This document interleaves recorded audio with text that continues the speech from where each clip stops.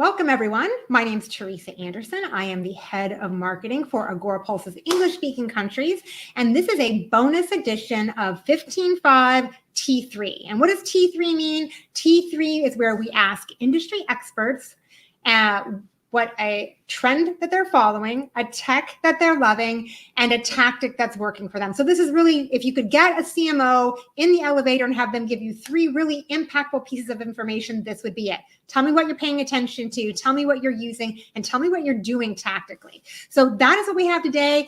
And our guest is super special to me. She's a great friend and a brilliant marketing mind. This is Dorothéa. She's going to come in right now and join us on stage and tell us a little bit about herself and the interesting spot that she occupies in the marketing landscape. Dorothéa, take it away.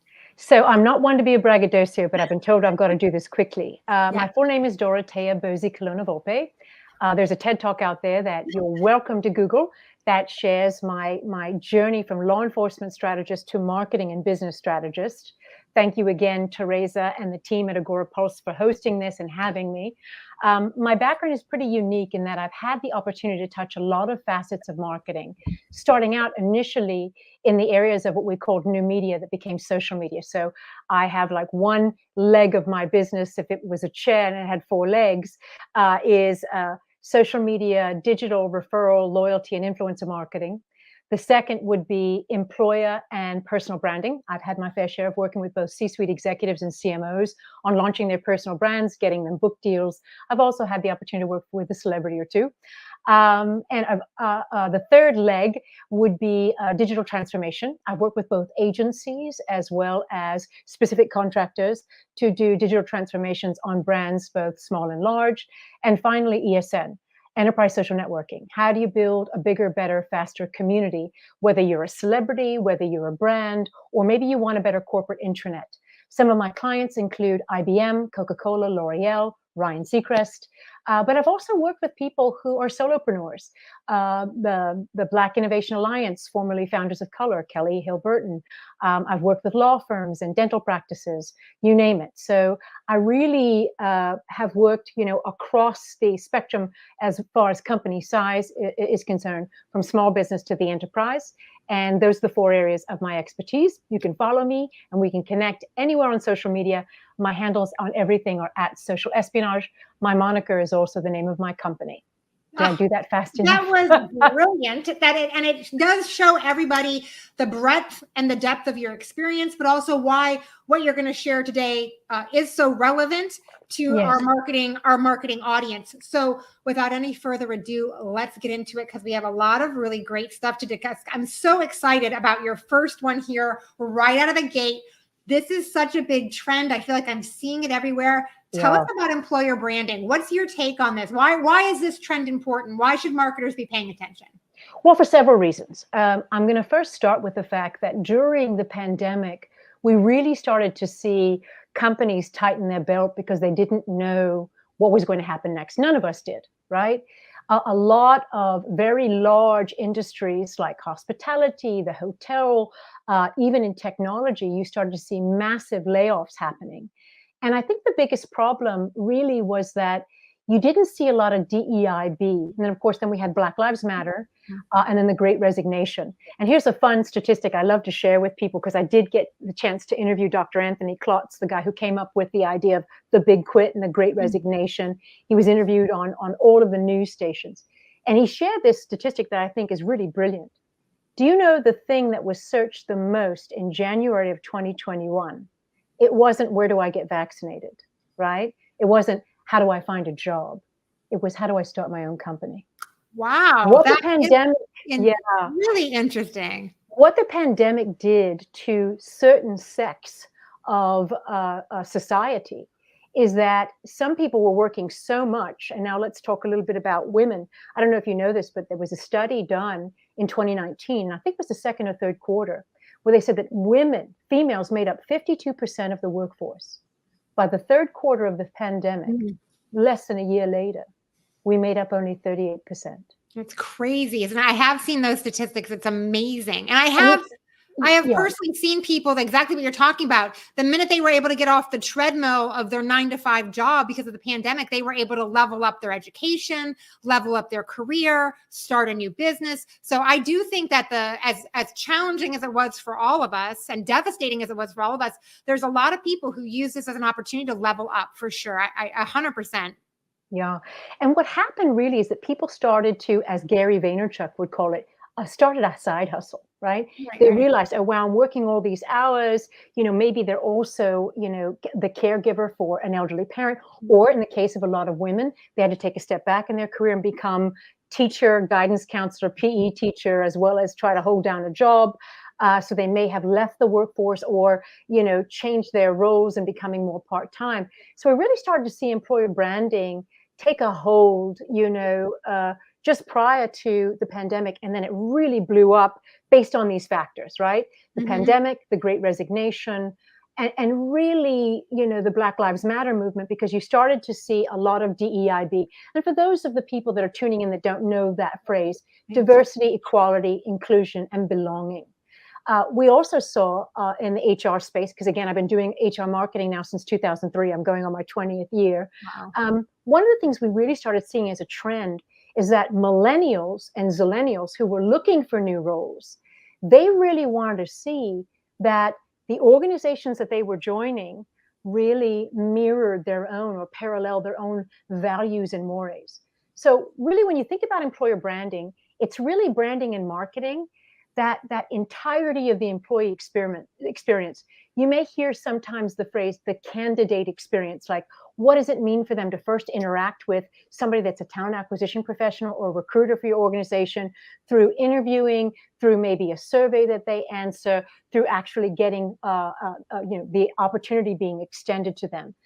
And when you think about the employer branding initiatives, right, it really describes the employer's reputation, not just from what you read, online, on Indeed and other places as a place to work, but also what is their employee value proposition, as opposed to when you think of just general branding and PR, right? Which might be, hey, here are some of the things that, the specific brand or organization, whether they're enterprise or they're a small business, really puts out there to, in some way, shape, or form, inform the larger client or potential client community of their product, their service, and solution. You Go on. can't separate the two. You can't separate the two. Who you are as an employer, who you are as a company to consumers, it cannot be separated. It should not. That is correct. It is Right. really integrated. So I love to say, and I teach this in my personal branding practice as well, employer branding is the perception or emotion maintained by recruits and your current employees that describes the experience of having a relationship with your organization. And what we found, specifically when it comes to employer branding, and I really want to reiterate this, is that people need to see themselves in your organization. What brands have learned over time is that, because of the Great Resignation, because of Black Lives Matter, because of also LGBTQAI plus, organizations really taking big companies to task and saying, hey, I don't see people in your organization that adequately reflect the way I look or the way I feel or the way that I, might perhaps approach business. And I'll tell you that, recognizing the need for equality in the talent that they're attracting, what companies are doing is they're like, oh, wow, I know that we need to increase diverse representation because it's an important step forward and toward fostering a more inclusive environment and culture. And what they're doing really is creating opportunities for their employees to grow, to develop, to upskill, as well as identifying and leveraging relationships with talent partners to create a more meaningful, exchange, right? And here's the thing, companies really are investing now more than ever to have the type of diverse employee population that adequately reflects the diverse client population. Right. Right. And it's the same, like you said, it can't be separated. Exactly. It is the same thing. You do business with people that are all different colors and races and Right. religions. You should have an employee population that adequately reflects that. Wouldn't you agree? Yeah, I mean, like I said, the two cannot be separated. Anybody who would make the argument, they can call me, they can call you, because absolutely 100% who you are as an employer is who you are as a brand. All right. In the interest of time, we're going to move on. We're going to slip from this very important trend. We're going to move to tech. We're going to hit on this one very quickly because I know we have to get to our tactic too. I know everybody cares about our tactics. Tell me about AgoraPulse, which is, social media combined with AI. How is this tech working for you? So I want to kind of hit upon a company that is a B2B technology company. That really works in the space of, helping McDonald's and Burger King and organizations that have many, many locations, Tim Hortons, if you're up in Canada. Right. And one of the things that we did was we used social media as well as AI for two purposes: employer branding and talent acquisition. So we created a campaign that became very successful on social media. Think Twitter, back when it was called that, not X. Think Instagram, think TikTok, think Facebook, and even YouTube. And the whole goal behind this, when I work with clients, is really to create an ambassador program. So in this case, it was Meet the Yexter. It was an ambassador program to talk to, potential employees, to show not only the diverseness of the community that is the employee population and ecosystem, but also the pride that they have in their journey within their career to work with this organization. It became so successful that we began to integrate it with communicating through the recruiter to people who were following the storytelling campaign and interested in using AI to get them as part of the candidate experience and application process. So this was very successful. And AgoraPulse obviously was utilized to promote this specific content across the social media channels and the digital landscape. That's huge. And I have to tell you, I love that this tied in so nicely with your trend because a lot of times, especially marketers, we think of social media about promoting the brand. I don't think everybody always thinks about it as what it is.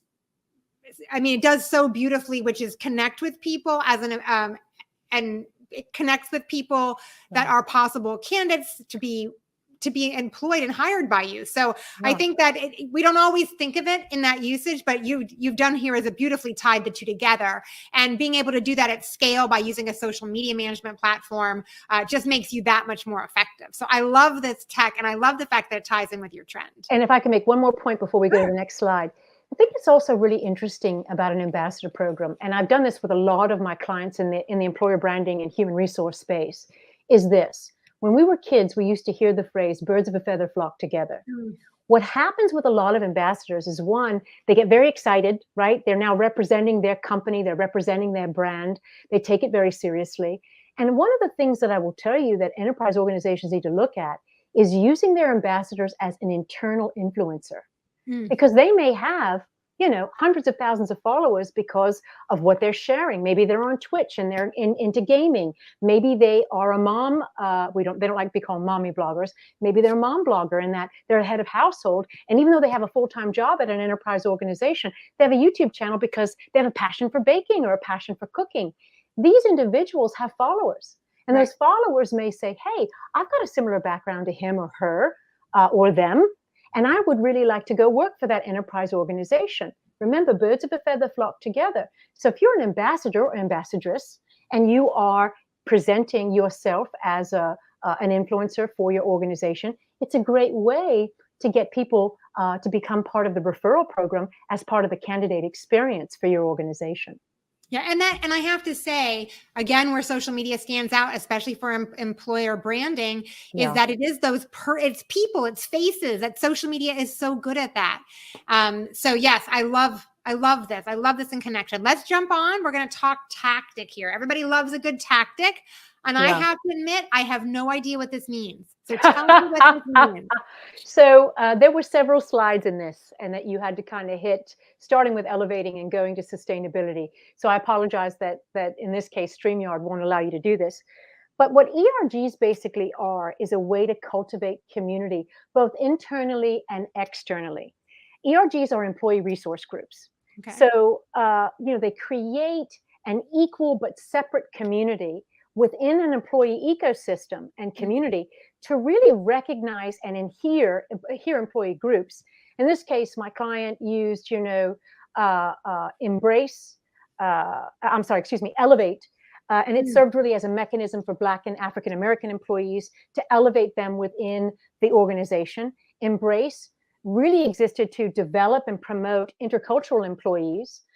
Empower really aimed to recruit and inspire and advance women within the organization. And then finally, express for the LGBTQAI plus community, and expand for people who, really maybe are caregivers at home and they need an organization that's going to work around their schedule and around their lifestyle. And finally, sustainability. Now, sustainability is one of those things that, you could be a member of any one of these employee resource groups and any one of these ecosystems and be a part of the sustainability group because you just have a love of, how do I do what I can to affect climate change and create a more sustainable organization? How do I do my part? And I think that when you think about an ERG, it really exists within an organization. In this case, I help them brand these. And like I said, these were slides that you could go through, but I think something happened here and it didn't happen. That's fine. But what I'll say is that by showing that you're a company, not just of people, but of people that have or strive towards something that they're passionate about. Maybe they're a person of color and they believe in entrepreneurship. Maybe they're LGBTQAI plus and they're a member of GLAAD or Human Rights Watch, right? Maybe there's somebody who is very passionate about, sustainability and climate change. There's really something for everyone. But what this also does is it communicates both internally and externally to potential candidates, to even vendors that, hey, we're just like you. Right. Maybe we are caregivers. Maybe we are, women in business that are trying to grow and break that glass ceiling, whatever it may be. And it allows the organization, again, to adequately articulate their employer brand externally, sharing that they're not just, employees, but they're real people who have real passions and real things that interest them. You've done a really good job here of tying these three together in a nice, neat bow, because everything that you're talking about here, building communities, is such a big push for marketers right now, trying to create these small, personal, not small, but these personal, intimate, face-to-face, face-to-face, person-to-person is probably the better way to describe it, opportunity for people to connect underneath the banner of the brand. That's such a big push right now across the board. The fact that you're tying this community building into employment brand, which was your trend, is beautiful. And then I would say that we could probably safely say that all of these activities, all of these employee resource group activities, would be awesome to share on social media. Almost definitely. And, you think about that people have to see something inside an organization that marries to their beliefs and mores. Now more than ever, people are being very choosy about, the culture that they join. And if they see that an employee resource group has been created for something they're passionate about, like sustainability or climate change, they're more apt to want to fill out that application. And I would say they're more apt to feel good about your brand, which is good for because they are also probably consumers of your brand. So it is completely a win-win, and it really can't be separated. How they feel about your brand as an employer is how they're going to feel about your brand as a consumer. So we are coming to the close of our time together. It has flown by. I want to make sure to recap with everybody this beautiful picture that's been created for us around a trend, which was employer branding, around the tech, which was AgoraPulse, but specifically for social media and broadcasting these branding messages through social media, and then storytelling, also perfect for social media, around ERGs and ambassadors, which is also part of employee branding. It's a beautiful little bow. Thank you for bringing it all together for us. I want to make sure that everybody watching is able to connect with you. So we have tons of places here where you are available to be reached out to. A lot of our audience is on LinkedIn. This is being broadcasted on LinkedIn. So if you want to pop over here, you can see where you can follow along. And for me as well, there's my LinkedIn. So I want to thank you for being with us. This was incredible information. And I know it's a quick format, so we're going to have you back when we can dig into some of these topics a little bit more. But this was a lot of information. I'm sure our audience is furiously taking notes. If you have any questions, please, please, please reach out to either of us or both of us on LinkedIn. And that's it. We are done. We got right in under the time. Thank you so much. Je vous souhaite une bonne journée. Have a beautiful day, everyone. You too. Talk to you later.